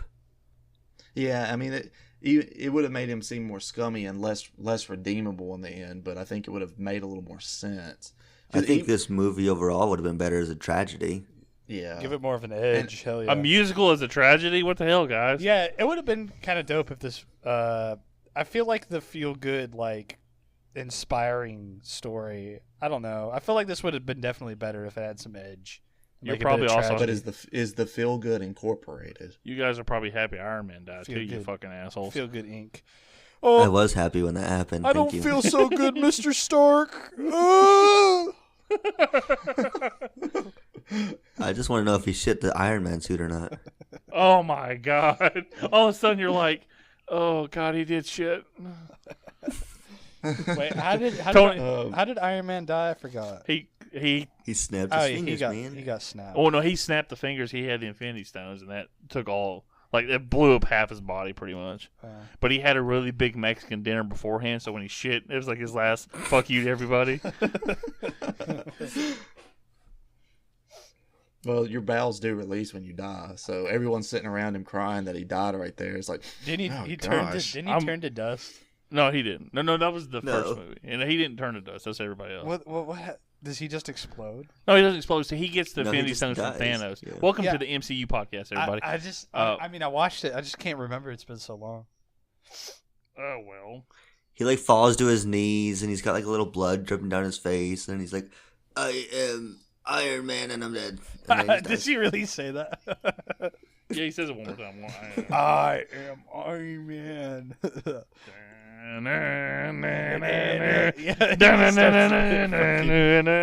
And that's why for anyone who says that Iron Man is just like Batman can go eat an asshole, because Iron Man is not as good as Batman. Hey, let's not get into that. Jacob's an MCU fan and he hates DC.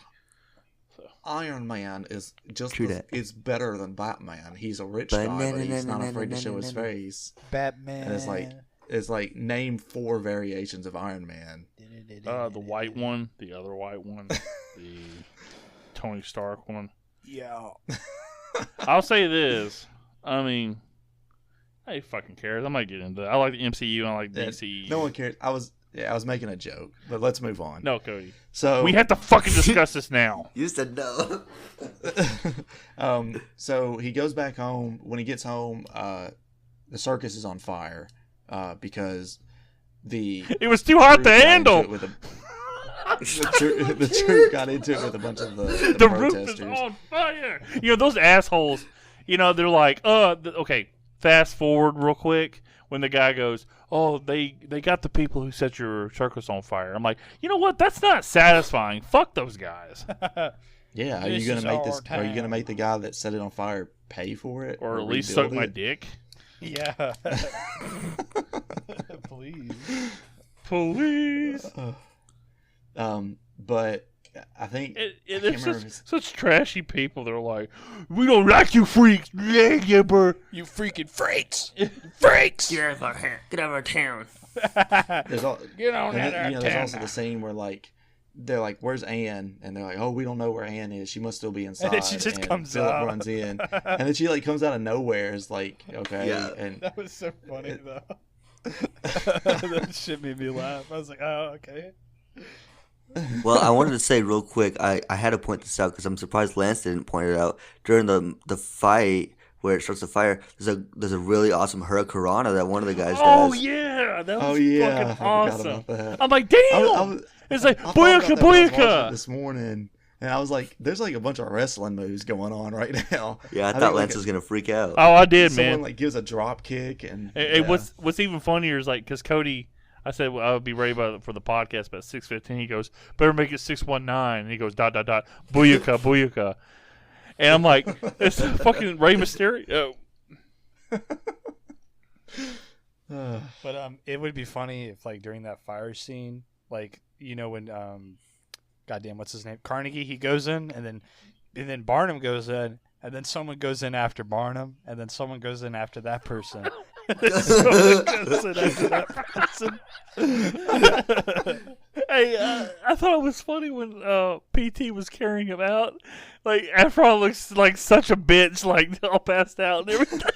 He had his arm. It was just like nobody passes out like that. I forget how is he carrying? Is he carrying him like this? Yeah, he's like dying. Lion King. It's just swing. I thought Owen was gonna say it'd be funny if Carnegie runs in there and then Barnum runs in after him and then someone else runs in after Barnum and then Barnum comes out with Carnegie and the other guy never comes out.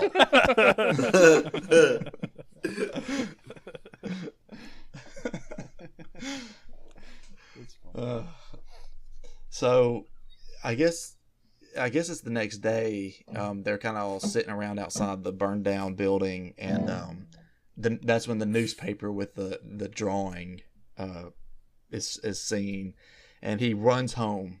Barnum runs home and sees that Charity's packing up her bags because this illustration in the newspaper has absolutely convinced her that something happened. Hey, the best part is though, you're missing the one moment where the critic and him, he's just like he's like, I'm sorry all this is happening to him. He goes, oh, don't worry, we'll have enough money because of what I'm making from the tour. And he goes, oh, you haven't heard. I'm sorry.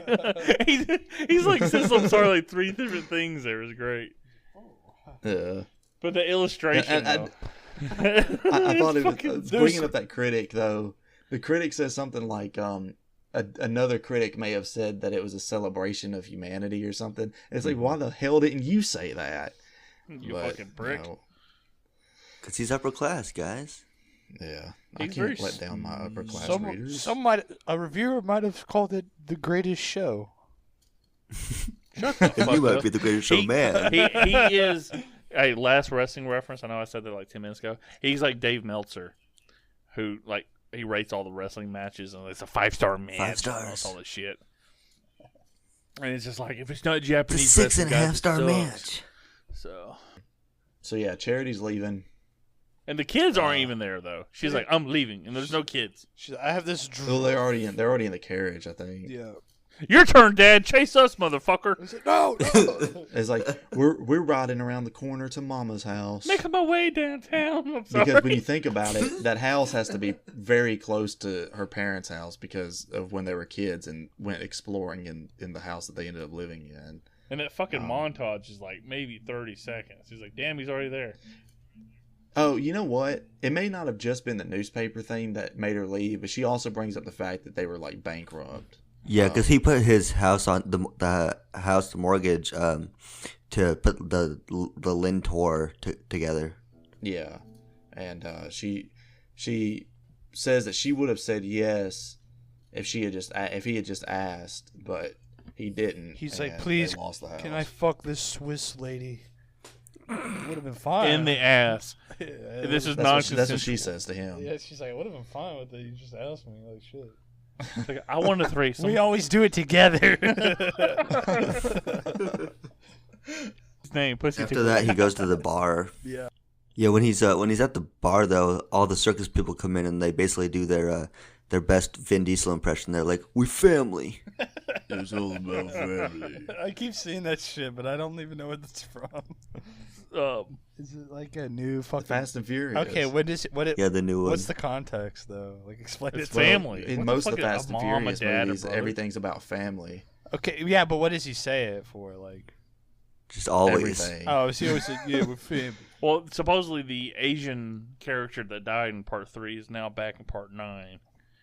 Yeah. I mean, because it's like, we need somebody to Dom, replace I Paul don't Walker. think we should do this heist, man. This heist is crazy. You want us to jump out of skyscrapers into other skyscrapers and strap rockets to our cars and go into outer space and shit? We're What is this family, about? dude. It's about family. Hey, listen here. Sounds like The movie- Rocky's here. Hey, listen here. The movie's about family and farts and fuck you. You can't do what I do. Did he say like in an interview about Fast and Furious? Like, was he being interviewed? No, he says that in the movies Okay, that it's about family. Hey, okay, this is more of a conversation between me and Jacob because we know the movie so well. But Tropic Thunder. Yeah, I got the reference on that one, Lance. Okay. But when he was, Funniest franchise. I can see. What his fucking name is Vin Diesel. I was gonna say Vince Vaughn. But Vin Diesel, they're like, so is the movie about like cars and rockets? You know, fuck you is about family, and you can't do what I do. It's about family. Need my jelly beans, man. Fucking, you're the only one that gets sick when you don't get your jelly beans. I wish I could do a good Vin Diesel impression, but you're right. I think the last time I tried to do one on this podcast, I think Lance said it sounded like Sylvester Stallone. We've talked about Vin Diesel before. Have we? Yeah, we have, because I think I made a family joke in a different episode, and you said you're like, it sounds like Sylvester Stallone. It must have flew right the fuck over my head. Well, I mean, let's be quite honest. I don't ever remember like anything we say, so I've probably repeated like the same story like every episode we've done. Yeah, my man Din Diesel. Hell yeah. And Vince Vaughn are hanging out. I mean, even the Chronicles of Riddick movies are about family. Oh, yeah, actually, I can't see shit. We don't like falafel? What about that movie, The Pacifier? That's about family. It is. Holy Yeah. shit! It is It's about him family. taking care of a family. Everything's about family. Vin Diesel's right, man. That motherfucker. We owe him an apology right now. And then Guardians of the Galaxy, that's why are you family. in the bathroom so long? Family. I am Groot. He says family. All right, so they come in the bar, they do their thing. They all cheer him up, even though he's just this is what I wanted to bring up. The only reason it seems like that he is like willing to like jump back in and accept them all again and all that is because he fell so far from like that high society point that he was at. And this this scene is where the last song of the movie plays from now on, or whether it's performed, I guess I should say. Oh wait, is the song called From Now On? Yeah. Okay, I thought you said this is the last song from now on. I'm like, Yeah, okay. from now Well, on. you're gonna be like the song pretty is called abrupt From about Now it. On. From now on, this is the last fucking song we ever talk about. Which I also find funny because the song's all about like, you know, from now on he's gonna like Get some, you know, be more- focused on that and everything, and then like 5 minutes later he's handing everything over to Yeah, Philip. to Zac He's just Efron. like, yeah, he's like, I'm gonna watch my daughters grow up, peace, and just Like like immediately. yeah, it's like, be sure to send me my 50% in the mail, bitch. Yeah, It's what a just like- dick. I didn't think about that. What a fucking asshole. Yeah, sure. I'll restart. 50-50 sounds good. Hell yeah. Yeah, 50-50 sounds good if I'm sitting on my ass at He's home. like, We don't need a building anymore. We can get a tent. Yeah, I'll be at home while we have no overhead. he's like, Yeah. where are you going, PT? Oh, I'm going home. Fuck this shit. and the thing is, I'm tired of this tent. when they So you just use top hat. when they technically pitch the tent, it goes back to when he had a boner as a kid. Yeah. That's the full. That's why he looked down at his cock. Yeah, you know what? It's funny, Lance, because that's also when they're doing the final performance of The Greatest Show. So, And he's like, God, this gets me fucking He's rock like- hard. He's like, dude, I knew that one. I knew that would come back. Dude, I knew that'd come back. Yo, It definitely came on her back. Can we talk about fucking the lions that sound like elephants? They fucked up the thing. It's fucking bullshit. I guess I didn't notice that. I didn't notice that either. It's fucking dude. The lions, they jump up on their little pedestals and they go "Whoa," like fucking elephants. It's bullshit. I like how, real quick, going to the elephant thing. Yeah. PT goes to pick up his family or whatever, riding an elephant. In the I'm like, snow. where the Oh, yeah. fuck did he come from? Like, he has no talents Yeah. to that. Like, how the fuck? He's I like- haven't seen a fucking animal this whole fucking movie. He's a master elephant. That's another thing too. He's like, all right, I'm handing everything over. I'm gonna go watch my daughters grow up, but I'm also taking this elephant with me. And I'm parking this motherfucker out in the snow too. So. I am not picking up the shit. So whoever needs to do that, you need to That's get. such a get fucking it. He like huge he element. like parallel parks it in between two carriages, and like the carriage behind it is just full of shit when he gets out of Look, the if you don't get this motherfucker and it dies in the cold, look, that's off my hands. All right, that's you. You own this. You own 50% of Yeah, this think shit. about dude. the elephants are like from like They're from like well, Africa and yeah, shit that's like an that. African elephant from like sub-Saharan Africa. That It's like thing's out gonna in the- die in the Yeah. cold. You know, I was thinking of that too when he walked up with it. It's like, I don't think this elephant should be out in the snow like this. PT's truly is an asshole, like through everything he does. He's like, look, I got this badass elephant. Yeah, fuck you. This is about family and farts. You don't know what I do. So, Family and farts. yeah, that's pretty much the movie. I guess we should also say it. At one point, he goes to his wife's parents' house and finds her by the ocean, and For her, they, well, their dad's very, like, very quickly make her up. dad's like, she's not here, and they're like, she's at the ocean. You know how weird this is? Like, this is the first time that they And then- met her grandparents, and now they're when living he with walks them. off. Yeah, when he walks off, her dad turns around and is like, "You little bitches," and slaps them Yeah, both. he's- It's crazy. You're not getting any food tonight, motherfuckers. So, yeah, that's the end of the movie. I do want to ask a question, to everybody. What is the better circus movie? The Greatest Showman or Dumbo? Dumbo the cartoon or Dumbo the remake? Either The- one. I'm gonna say this one because I haven't seen the remake because it looks crazy. The But remake, I actually like the remake, but yeah. I haven't seen, I haven't seen it. I haven't seen Dumbo since I was like 2. So I don't remember. My Same on that one. my favorite circus media is one where Dick Grayson's parents die in the Batman episode of the animated series. That's the best one. That just kicks That's out. my favorite one compared to all of I like this 3-ring circus. I thought you were gonna say where Dick Grayson's parents die in the circus accident in Batman Forever. Oh God! It's like- no, that's just the no. one I You're was right. Never thinking mind. of. He's right. That's it. That's my favorite one. My favorite is the Tool song that has circus as a lyric. All right, so I guess we can get into our whether or not we recommend this movie. I think I know for me and Jacob, it's probably pretty obvious, but we'll start with Owen. Okay. I don't want to piss you guys off, but Fuck you. well, I'm not angry about this movie. Right? I didn't hate it, What but was it, family and farts. I'm kind of just lukewarm about it. It was okay.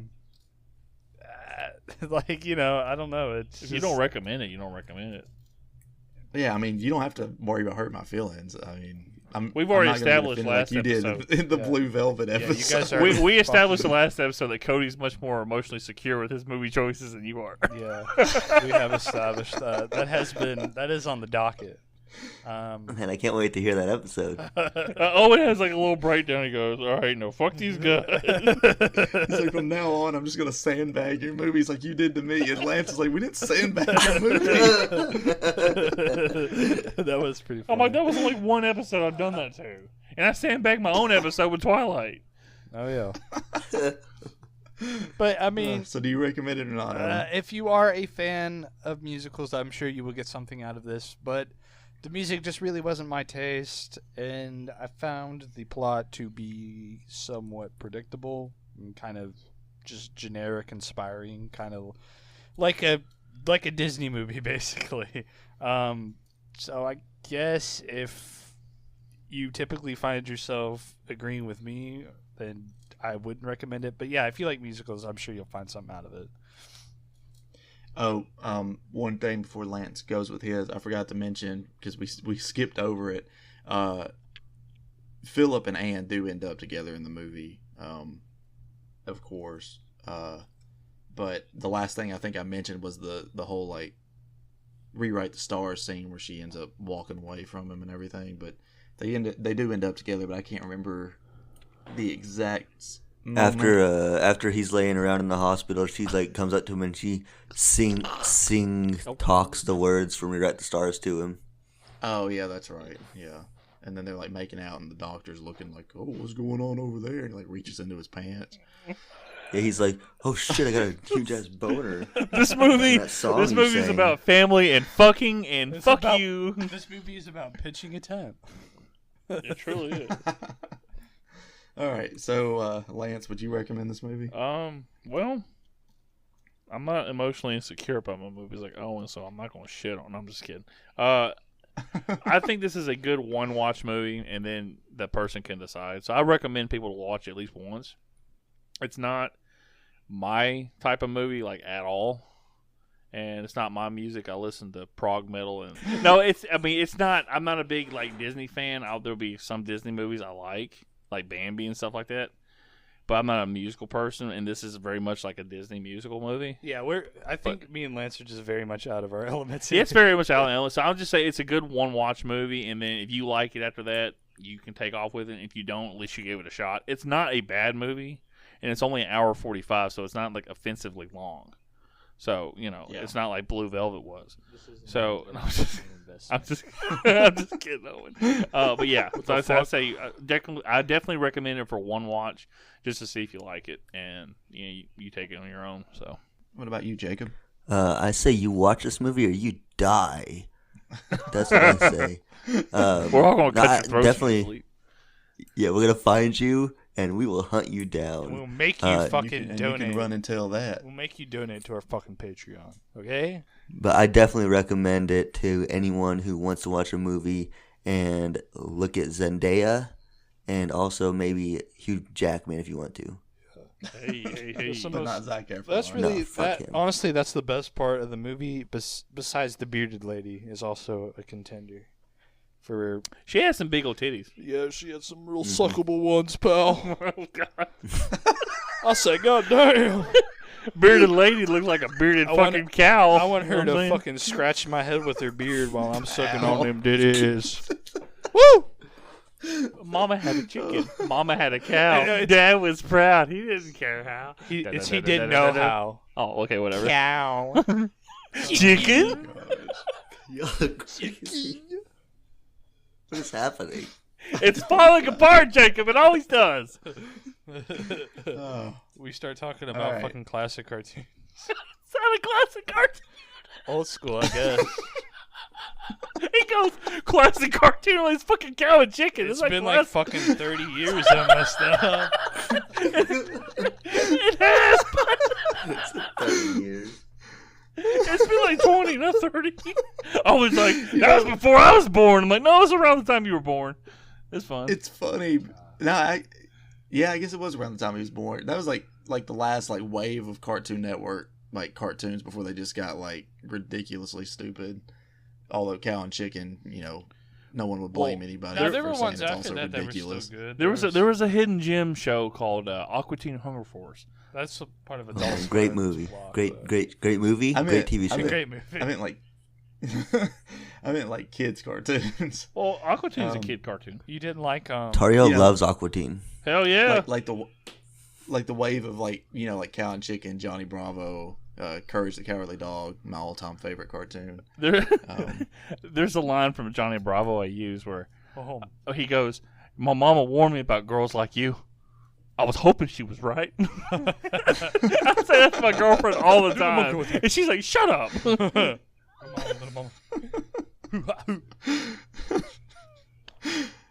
So I guess I'll do my recommendations now. As much as I love this movie, I would agree more with Lance that you should definitely watch it once. And if you're not really into musicals, I still think it's worth watching, but I don't think it's necessarily going to grab you to the point where you're going to be like, oh, I've got to watch this again, But yeah, I would recommend it. At least watch it one time. One time. So, What about Jacob? we already went. he already Yeah, did he already his. went his. I don't remember Jacob recommending we it. were- I threatened the public. We were too busy fucking screaming about Cow and Chicken. You two have been just too Peas in a pod. just gabbing hens clucking hens back there this whole episode. no, we Passing hear too many weird notes. noises. Yeah, you fucking everything. Like I've heard like a really creepy ass fucking noise. Like Owen's like no selling it. I'm like, what the fuck is that? It sounds like a little voice. He goes, and he goes, oh, it's probably a car. I'm like, what the fuck are you talking about? Yeah, I guess we'll talk about the next episode, which will be Lance's episode. Well, let me go ahead and do a spoken intro for it. I'm picked- just kidding. Well, 2005 was the release of Star Wars Episode 3, Revenge of Attack of My Penis. And that marked the end of an era. Like, we thought there was going to be no more Star Wars movies. Fast forward 10 years later, and unfortunately we got more Star Wars movies that were not good. And I've decided over the next 3 of my movies, which will be like over the next 3 months roughly, that I am going to be covering the Disney trilogy of Star Wars movies because I know Owen hates them very much. And I want to have a shit show because I am going to be an instigator because I'm very controlled with my emotions with these movies. They're kind of but I think Owen's going to have like a very visceral reaction is why I picked them. Made me fucking hate Star Wars. Like, Ladies and gentlemen, I'm going to save that for the next episode, and I cannot wait for this. I don't like. Ladies and gentlemen, we got him. I don't. I fucking don't like. I don't like Star Wars anymore because of these fucking movies. I was gonna say, ladies and gentlemen, Mr. Conway Twitty. You don't have to call me darling. What's even better? Oh, that's David Allen Coe. And what's even better is like me and Owen will randomly be at work and be like, "Ladies and gentlemen, we got him." and Cody stopped. He goes, "Ladies and gentlemen," I'm like, "We got him." Mr. Conway Twitty. It just fucking worked out great. But hey, Jacob, thank you very much for being on our episode, sir. Hopefully, it wasn't too chaotic. It was good to have you on. Appreciate you guys letting me come in and join, and it was a lot of fun talking the movie with you guys. Hell, I've been wanting you on the show for like 8 months. I've been like, yeah, Alex has a brother that I'm trying to get on the show too, but who knows? Like I've mentioned Jacob quite a few times. Hey Owen, have you picked your next movie yet? No, not yet. I'm feeling fine. I might just pick Master and Commander. I already watched it a while ago, and I liked it, but I've never heard of that. But it's Russell Crowe, the guy from Gladiator, and Cinderella Man. Are you not entertained? That's a movie I'll pick later on. Cinderella Man's a very good movie. Yeah. Well, we already know that after Owen's movie, my movie is going to be the new Suicide Squad movie. Oh, thank God! I was waiting to be like Sweeney Todd. I'm like, fuck. Mr. Sweeney. No, I think Sweeney Todd's I think pretty good. Ugh. I've picked out my next couple. I think after the new Suicide Squad movie, it's going to be The Grudge 2, because it'll be like Electric roughly Boogaloo. the 1 year mark since we did the first Grudge. So Well, that was such a because great actually episode. next month will be 1 year of doing this podcast. So, What? What? Yeah. And we were at a total of like 934 listens, like the whole show. It's fucking sweet. I guess we'll Can't sign get your off dick here. sucked So up, pussy. Like, what do you mean Well, sign off? see- You want to do like the AOL thing? Well, do. yeah. We'll see y'all in the next episode for Star Wars. Next episode Force on Dragon Awakens. Ball Are we doing Z. the Force Awakens?